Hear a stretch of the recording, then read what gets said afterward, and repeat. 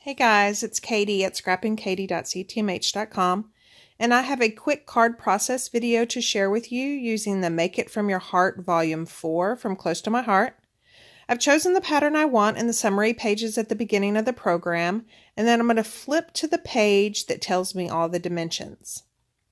And while I changed this card pattern up quite a bit, I'm going to use that square behind the banner piece instead and then flip it. I still think that it's going to come in handy for one of the sizes, so I'm going to leave it on my table for reference. I'm going to pull out my Zoe Paper Packet, and it is special only to the end of May 2019 or while supplies last. So I have a canary cardstock and a piece of B&T. I've pre-cut those, and this is for a standard size card, so I've taken a white daisy card base, and then I've cut my canary to 5.5 by 4.25. And then this white daisy piece of cardstock is going to be my banner piece that I'm going to stamp on, and I've cut it to 4.25 by 2 7/8. And then my pattern here tells me that the square needs to be 3.5 by 3.5, so I've cut this B&T down to size. So now I'm going to work on stamping up that banner piece. So I'm going to pull this cute little stamp set that comes with the Zoe, and you can purchase the Zoe with or without the stamp set. The stamp set is cheerful, fun. The sentiments are great for cards like you see here or scrapbook layouts because they're large. And I'm going to ink up Best Day with Smoothie ink.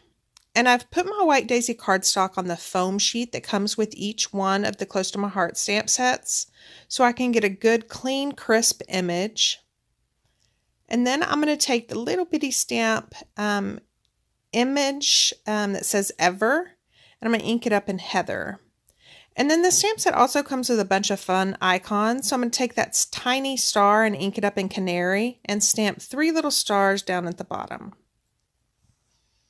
So now I'm going to just adhere all the pieces down, and I want the darker side of the canary. So I'm going to apply adhesive to the lighter side. And then I'm going to take all the pieces and I'm going to ink it up with Heather just to kind of add some dimension. And I'm just using one of our round sponges, and some of that pattern, there's a tiny piece that doesn't match the other side, so I trimmed it off, and then I'm going to ink up this white daisy cardstock as well. So this square piece gets adhered directly onto the canary cardstock. And then this piece is a border from the 12 by 12 sticker sheet that comes with Zoe.